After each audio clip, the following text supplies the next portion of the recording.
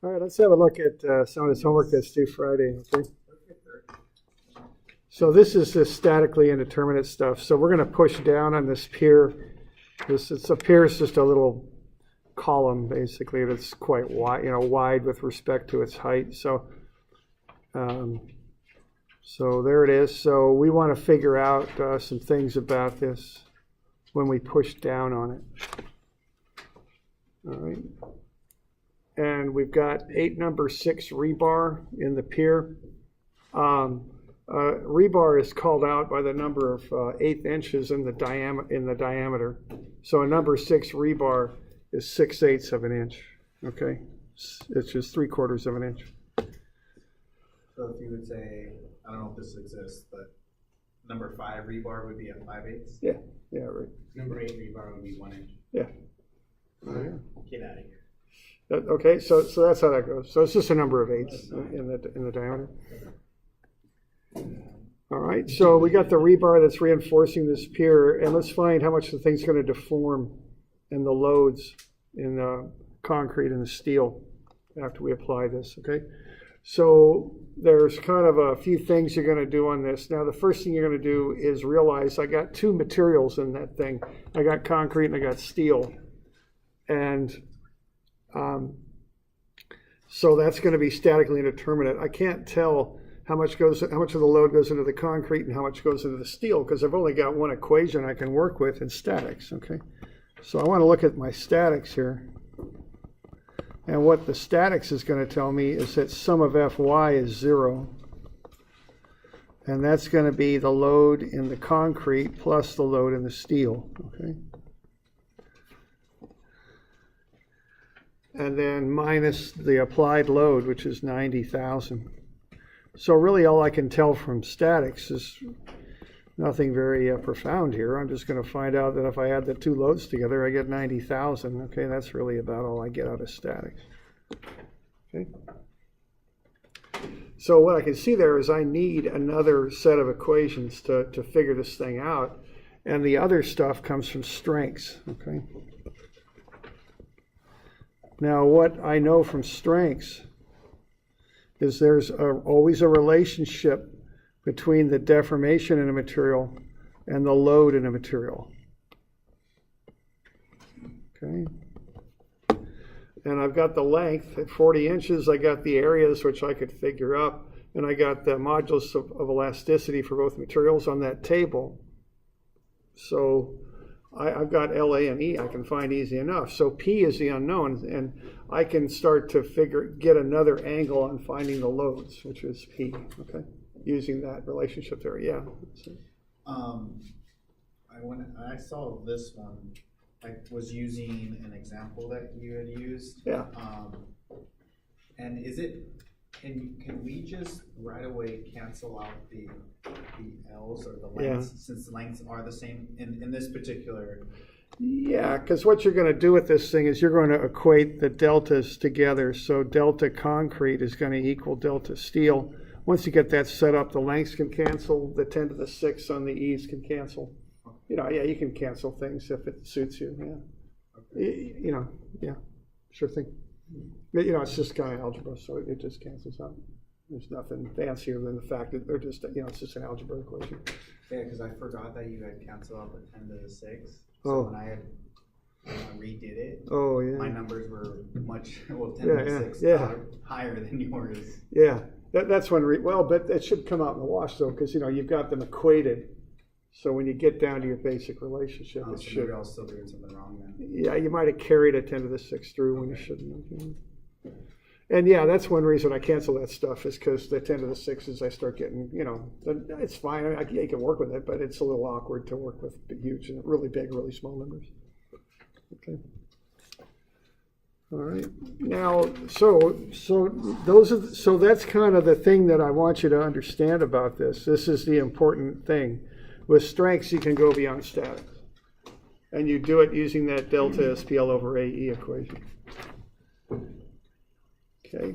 Now, in a problem like this, you're probably going to figure up the areas like this. Start with the area for the steel. There's 8 bars, and then pi, it's 3/4. So 3/4 is 0.75. That's the diameter. So the radius is 0.75 over 2. So the radius is 0.375, okay? So then I go 0.375 inches squared, and I multiply that up by 8. So pi r squared times 8, and I get 3.53. And I went out probably too far on the precision, but what the heck. So that's inches squared. See, that makes it a lot easier to find the area of the concrete. So find the area of the steel first, then you can find the area of the concrete. Okay, so we got a 24-inch diameter, so that's a 12-inch radius. There's the area of the circle of the concrete, but you got to take away the area of the rebar. Okay, so this is kind of a common thing on these problems, to go through this and approach them that way to get these areas. So the area of the concrete is 448.86 inches squared. Okay.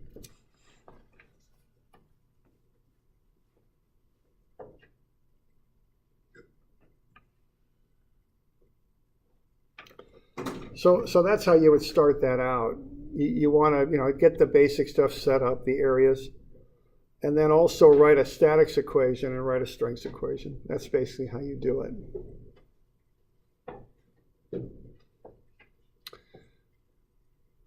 Now you can flesh out the strengths equation, and your goal there is to come up with a second relationship between the load in the concrete and the load in the steel. So what you're going to get for delta here is P, which is load in the concrete, let's say, times 40 inches, which is the length, divided by the area. And I'm on the concrete there, so that's 448.86.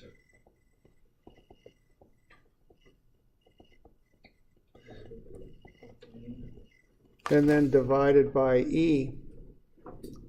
And E is 1.8 times 10 to the 6. And that's pounds per inch squared. Okay, and then what you're going to do, you're just going to go the load in the steel, length of the steel, area of the steel, and then E for the steel. Okay, you just put that in there on the other side. And what you're going to be able to do then is get a ratio between the two loads, because you know the other things, you know the length, the area, and the E. Okay? So that's going to allow you to get a ratio between the two. And that's the second equation that you need.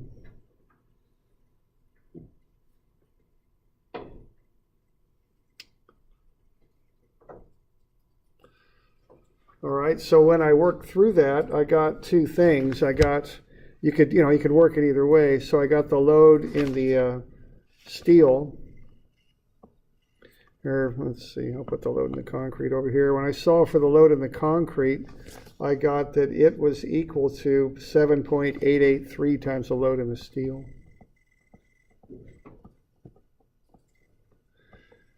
And then if I ran it the other way, I got that the load in the steel was 0.1268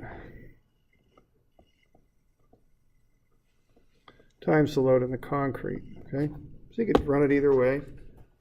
If you want to do a check, you can run it both ways. Okay. So what I've got now is a ratio between the loads. Concrete's taken more; it's got a lot more area, I think. Yeah. You can solve on either end and then just do the inverse of whatever side you choose, correct? Right. Yeah, they're inverses of each other. Yeah, right. Because just for some reason, maybe when I originally was doing it, I would get an answer. I was for some reason get 7883, but then when I would go to the other side without doing the inverse, I would get a different answer of the inverse of that 7883. Right. So, I'm having some trouble reading your units. Are these all in PSI? Is that what I'm seeing? No, they're. Or is this just the ratio factor? It's just a ratio, yeah. Okay. The actual units they're just ratios between the two because they're both loads. So, they would both be on this one in pounds. Okay. Okay, so then do we multiply, or are we given a load on this, aren't we? Yeah, 90,000. Okay, so then we multiply times 90,000 for both of those to determine if it's less than the maximum allowable. No, we're not going to have to worry about that just yet. What our goal right now is just to find out what the loads are. Okay, so but to find what the load is, we would multiply times the load that's applied? No, the load that's applied is split between the two materials. Some of it goes into the steel and some of it goes into the concrete. So what we're going to do is figure out first how much goes into the steel, how much goes into the concrete. Yeah, and this is the ratio factor of how much, Right. how the load is applied. So why wouldn't we multiply the ratio factors times the load that's applied? Because we don't, algebraically, that's not quite how to do it because we're going to have to add them up and set them equal to 90,000. We're not quite to the point where we can factor them both up by 90,000. We don't have that relationship algebraically set up yet. I suppose we'll just follow along. Yeah, you get the right idea on it. You were going to use this and the fact they add up to be 90,000, but it's not quite as straightforward as just multiplying through by 90,000. It's just a little different. That's all. Okay. All right. Other questions?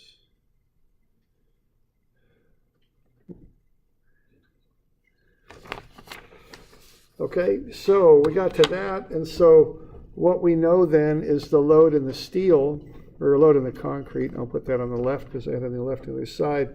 That's 7.883 times the load in the steel, and what the load in the steel is 90,000 minus the load in the concrete. And similarly, we know that the load in the steel is 0.1268 times 90,000 minus the load in the steel, okay? Or excuse me, load in the concrete. There we go. So, hang on. No, my bad. That's steel. That's steel. Yeah, that's the whole reason to do the substitution. All right. So now we've got two relationships here based on those ratios and also based on the fact that the two added together are 90,000. And then you can work through this. So on this side, you can work through that. You can get to the load in the concrete is 78,873. 79,873.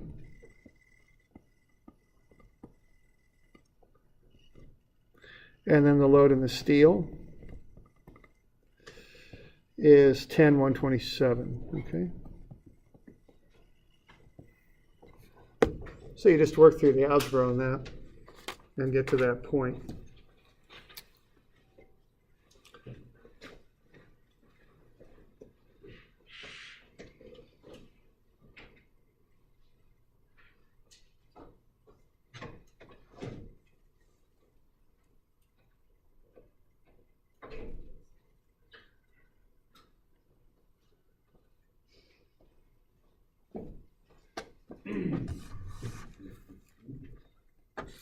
All right, so we good with that?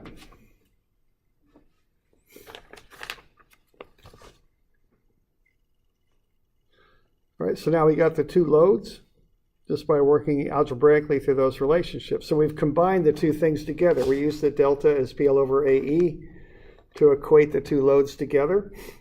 And then we also know the two loads added together make 90,000. That's about it. So what we can do next here is figure out the stresses and all that. I mean, you've got the load in the steel, for instance, is whatever that come out to be, 10,127.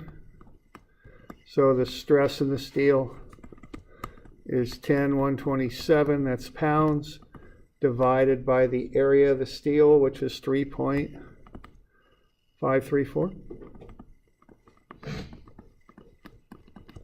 And that isn't going to be too awful much stress for steel anyway. It's 2,866. And steel can certainly handle a lot more than that. It can handle 18,000. So that's okay, all right, that's going to work. We're not worried about that. And then we can also find delta for the steel.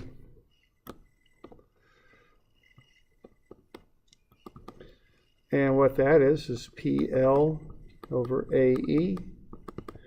And we could work through that. It's 10/127,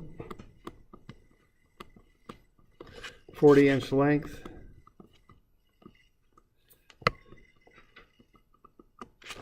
And then the area we've got is 3.534 inches squared. And then we've got the modulus, which for steel, very commonly for structural steel, is 29 times 10 to the 6 pounds per inch squared.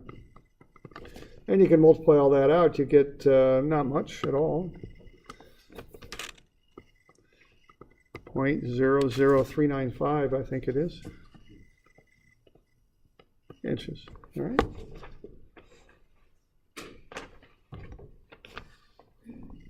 And then you can do a similar thing for the load in the concrete.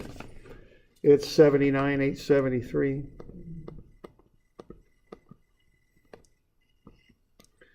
Stress in the concrete is 178, so not much at all. And then delta for the concrete. What should delta for the concrete be? The same. Ought to be the same, yeah. So when I'm doing these are, they got a lot of calculations in them. So usually I'll calculate both deltas separately and then just be sure that they are what I hope them to be, that they have the relationship that I expect. And they're supposed to equal each other. And sure enough, when you run PL over AE, they do. Okay.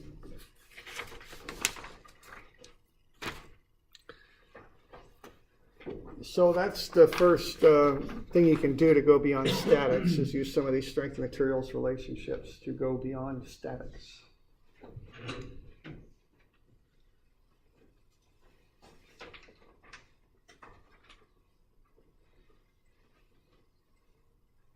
We doing all right with that? You want to be able to do the calculations, but you also want to kind of understand the process and kind of what's going on here. Yeah, question? Is this, I guess for the exam or midterm, is this something kind of like how we would have, or is it more of a fill in the blank? It's something like this. I'll have you work stuff out. Before the exam, and the exam's still a little ways off. We got to go through biaxial. We got to do a few things to do, so it's a little later than most midterms are. But yeah, they're like homework problems. I'll get you a review, list the topics, and it has some old test questions, so you get just some feel for what it's like. But they're not like real short problems. They're a little bit longer. Okay. Good. All right. Now that's the general pattern there. You use statics, you use strengths, and you combine them. That's the idea. All right. So on this one here, generally speaking, you want areas of these things. So that's 8 inches squared, and this one is 12, I think. Okay. All right, now you need a statics relationship. Now the problem on this one is you've got 3 unknowns. Now there's also the potential there for an X reaction, but RAX is just going to be 0, right? Because there's no applied X force. So I'm not worried about RAX. But I've only got 2 equations of statics left to work with. All right, what I could do with this, if you remember back in statics, is I can go sum of Fy equals 0. And what's that going to be? That's going to be RAY plus RB plus RC minus 15,000, okay? And that ain't going to do me too much good, really, because I got 3 unknowns. That's a lot, okay? So probably the relationship I'd go to is I'd take a moment. That's the one that's really going to help here. So take a moment about A. So this one's a little bit more complicated than that peer because the situation's just a little bit more complex that you're working with, okay? So sum a moment about A, what are you going to have there? You're going to have 24 RB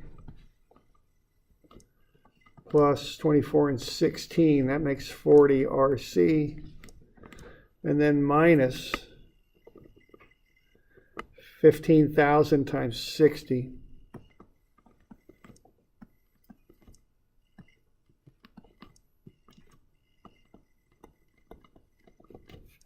Okay.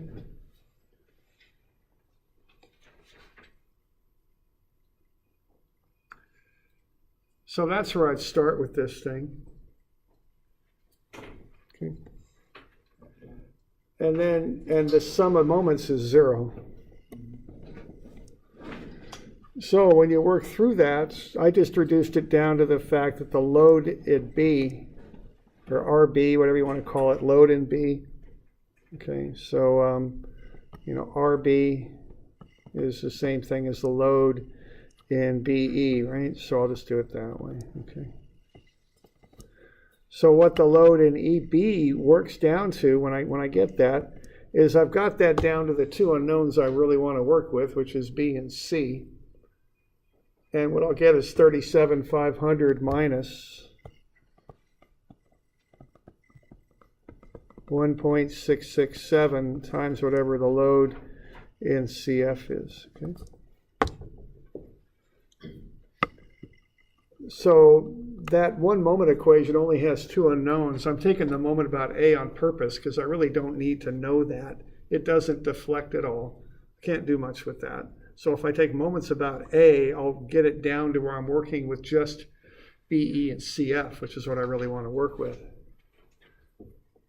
This equation here gets me RA, but it doesn't really do me, it includes RA, I should say, but it doesn't do me much good. Okay, because I add another equation, but I also add another variable, that RAY. So there's no net gain from that, okay?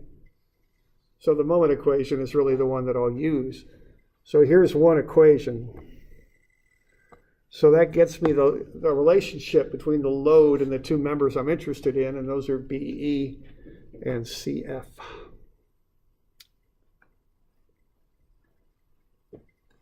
All right. You got any questions on what I'm up to there? I'm using statics to get those relationships worked out.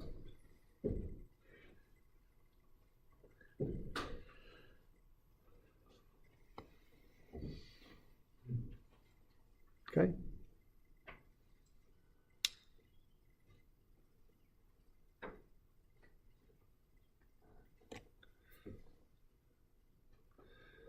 All right.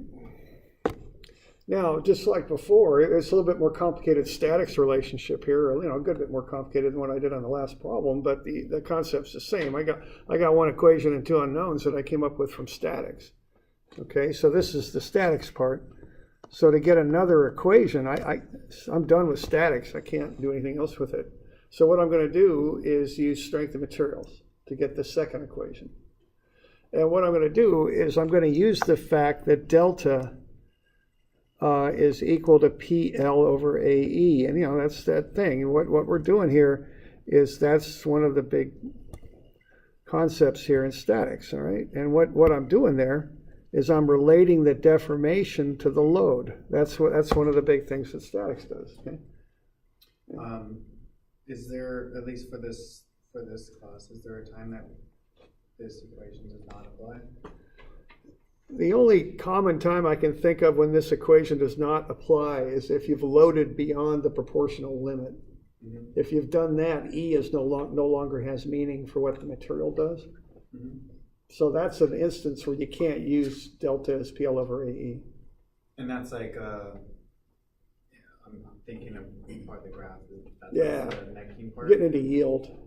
Yeah, right. And generally speaking, we don't want to go there. We're getting into kind of a unpredictable kind of failure mode when we start hitting that. So we don't want to go there generally.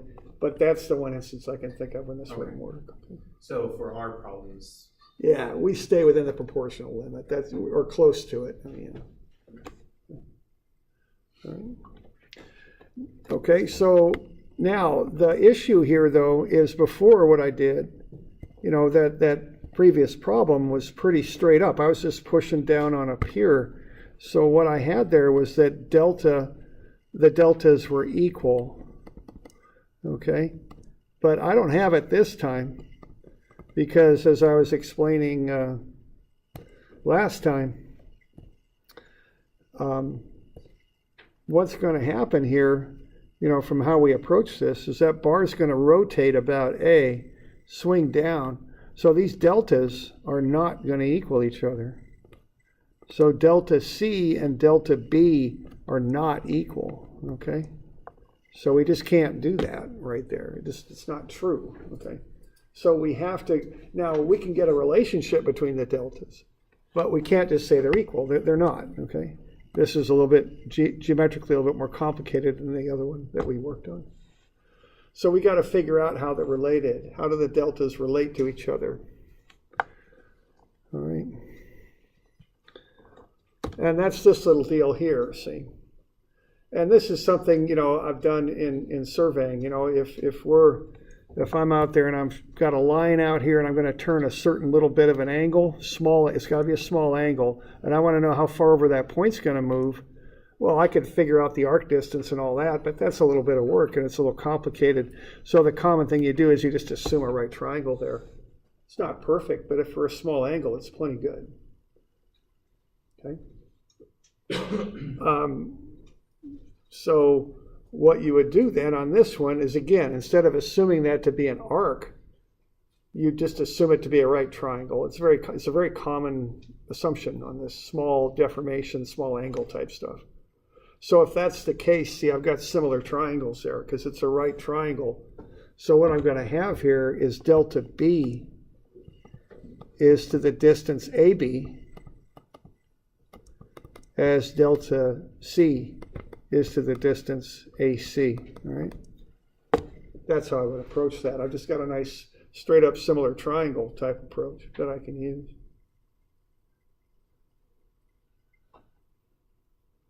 You okay with that? And, it's not perfect, but, especially, I've done civil engineering. I mean, I haven't done much that's perfect, really. I think I've told this before, but, I remember the first time I went out to look at a project and I had the blueprints in my hand, and, I had these nice pretty blueprints, nice straight lines and everything, and I go out to the project, I'm like, man, this is just a hole in the dirt, man. This is nothing like this piece of paper I've got in my hand. They're just digging a hole in the dirt. That's what they're doing. And so, and every type of engineering is like that. I mean, nothing's perfect. Don't hang up on that. Just figure it out and get it done and get the stakes in the ground and get on to the next one. It's kind of what you do. I mean, it's good enough. Now, I don't know. I don't think electrical engineers talk like that because, they're little fancy little meters doing their little milliamps and all that stuff. But well, you know what I mean. They just get it right down. Boom. This is what it is, and they do their theory, and what they get on their meters matches their theory. That's how it is. But for civils, no. Get the stake in the ground. Get on to the next one, man. Let's get this manhole in the ground. That's kind of different. And then come back out a couple days later. Because the stick was knocked down or ran over, and right. No one knows how to read the. Get it back in the ground. Get on to the next one. That's kind of how we do it. I was a kid. We go out to the field and pull them up, thinking they're swords, and start to play with each other, and throw them around the ground. Yeah, right. But make your life hard. No, those kids are the reason why they still have a job. The deal was, see, you don't pull the swords. The swords are just a little message of what to do with the stake. You see, that meant, or the wood piece that's right there. Yeah, the hub. Because they were cutting down my tree fort when I was a kid. I wasn't too happy about that. That's for sure. All right. So, okay. So this is my point is this is good enough, and I'm obviously I'm kidding around here, but. Yeah, I'm serious. Don't get hung up on, is it perfect? The answer is no, it's not. Use a safety factor, build it. Make sure it doesn't fall down. You'll be okay. Yeah. Kind of had a question. We were kind of relying on our understanding of how these materials will stress and strain. Yeah. Sometimes we just say like, oh, blank type of concrete, yeah, it does this. Yeah. But then, I guess the only way I can formulate this question is like, do we know the precision on that, like maybe the deformation is different for this concrete Yeah. by 0.001. Exactly, yeah. Or 7, or, Yeah. you know. Well, maybe we don't know it exactly, but a couple of things. One is there's safety factors. And that's one thing that safety factors are all about. I don't know exactly how good this concrete is. They might have mixed it wetter than they should have. They might have mixed it drier. It might be hot and it may not cure right. That's why I've got the safety factor. Yeah, because Okay. you really can't tell Yeah. those factors. Yeah. And the other thing is there's convention. You know, I remember thinking, you know, I was doing a job with pipes and you got to have so much cover on a pipe. And I had the pipe here and, you know, I was calculating the cover and I went, oh man, you know, I've been calculating from here. It's supposed to be 3 feet generally, you know, in a road. But really cover goes to the top of the pipe. And I, you know, oh man, you know, I was thinking, oh, maybe I screwed this up. But then I got to thinking, at the city, they're not going to, you know, they're not going to look over my plans and get a calculator out and do all that. You know, they just want to be sure it's got about 3 feet of cover. 3 feet, it's 3 feet because feet of the units we use, and 3 is a nice even round number, and it hasn't broken before when people do it that way. And you know, it's more about convention. Nobody does this. Nobody cares about that. They just make sure it's about 3 feet, and everybody does it, and the pipes aren't breaking all over the place, so it works. Get on, you know, make sure it works, and get on down the road. You know, do it and get on down the road. That, okay. You know, and again, what I was saying about electrical. I mean, those guys. I mean, they can get it right down to milliamps. You know, literally all the time, and they do because you know they're designing calculators and computers and stuff. They're not designing pipes in the ground. They're not designing backhoes that have to have a certain strength in the arm. You don't really, who knows what the load's going to be on a backhoe armature? I mean, I don't know. Make it big. Make it strong. So, you know, it's a little different environment. That's all I'm trying to say here. No one notices if a pipe deflects by like a couple millionths of an inch. Yeah, right. It's irrelevant. It doesn't matter. Yeah. Right. So anyway, okay, so we good there? So we've got a plenty good approximation here. So we're just going to do a proportionate ends. So we're going to look at the unknown delta B. Now remember, that's equal to PL over AE. So that's delta B. And equate that to the distance. Is that 24, I think? Is that right? 24. Yeah, 24. And then equate that to delta C 16. over, 16. Now it's not 16 though, right? Because we always refer back to the original point because we're going back here to A. So is it 16 plus 24? It's 40, yeah. Right. Okay. We're good? In addition.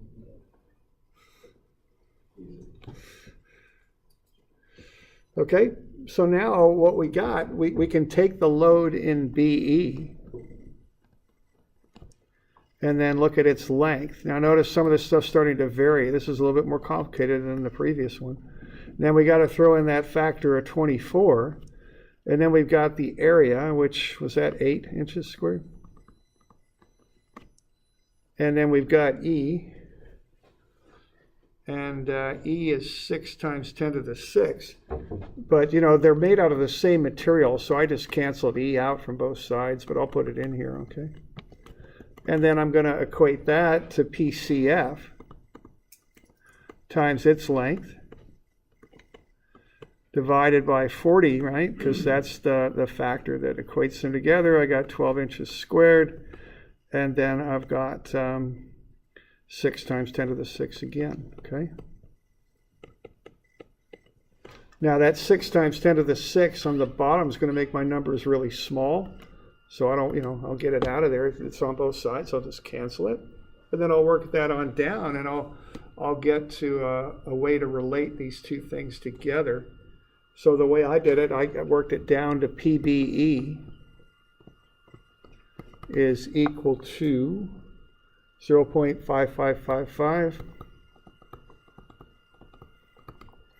times PCF. See? There you go. You cancel the modulus of elasticity. I did, yeah, because it's the same on both sides. It's like it's like X and X on both sides. I can cancel it out, sure thing. And, just because the 10 to the 6 especially, it kind of makes the numbers with lots of zeros, and then It's just a little more complicated to work with. So I just, if I can, I cancel it. A lot of times I'll just cancel the 10 to the 6 if they're not the same number in front, you know, just to get it out of there, you know. Okay. All right. So now I've got this equation, and I've got another one too. I worked that other one down using statics to PBE equals whatever, 37,500 minus 1.667 times the load in CF. Okay, there we go. All right.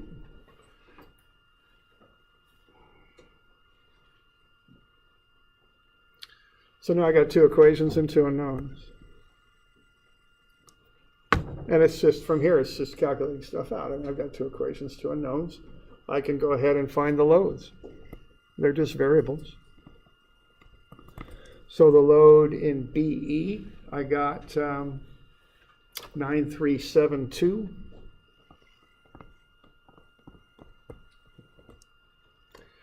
And then the load in CF, I got 16,873.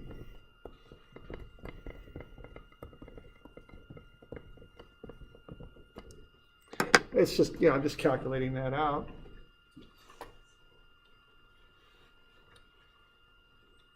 Okay. So it's the same sort of process as the previous one. It's just a little bit more involved. The geometry is a little bit more involved, is all. Okay. That's all. So really the main thing to remember is that the 24 and 40 are what you're multiplying the area of. Yeah. Yeah, these numbers? Right. Yeah, and you got to remember that 16 and 24. Yeah, it's proportional. The big picture on this too is you use statics, you use strengths. The strengths is PL over AE, you put them together, you solve it. I mean, that's the big flowchart picture on this stuff. You do this stuff. Statics to get your equations, and then strengths to figure out what statics is going to give you. Well, the strengths is the second set of equations. Yeah. Right. Okay. And it's PL over AE. You relate the deltas together, and that way you can relate the P's together. So it gets you a second set of equations. And you'll go further with this. I mean, you can solve things that are just completely statically indeterminate using energy methods, actually, which is kind of interesting. But that's the end point of all this, mixing material properties and statics together. Okay, and then the last thing here is you're going to do delta is PL over AE. And once again, you can proportion things out using similar triangles. I mean, you're going to have what? Delta B is to 24, as delta C is to 40, as delta D, which is what I'm asking you to find, I think, is. I'll let you figure out what to put down there.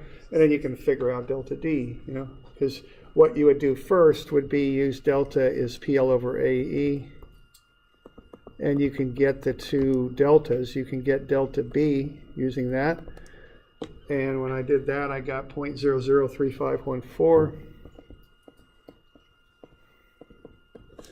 And then I did delta C, and I got 0.005859.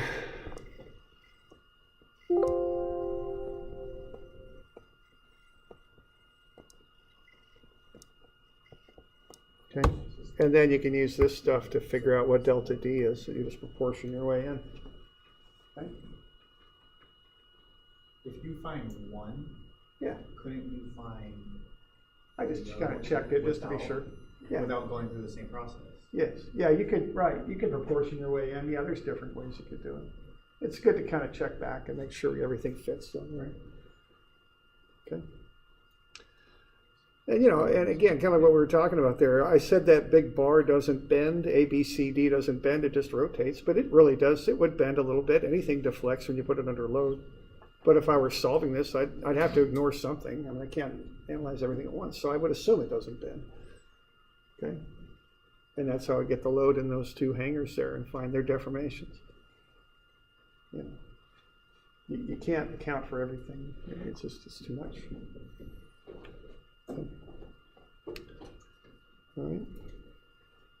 So that's how that one works there. Same idea, just a little bit more complex in how you have to approach it. You got any questions on that?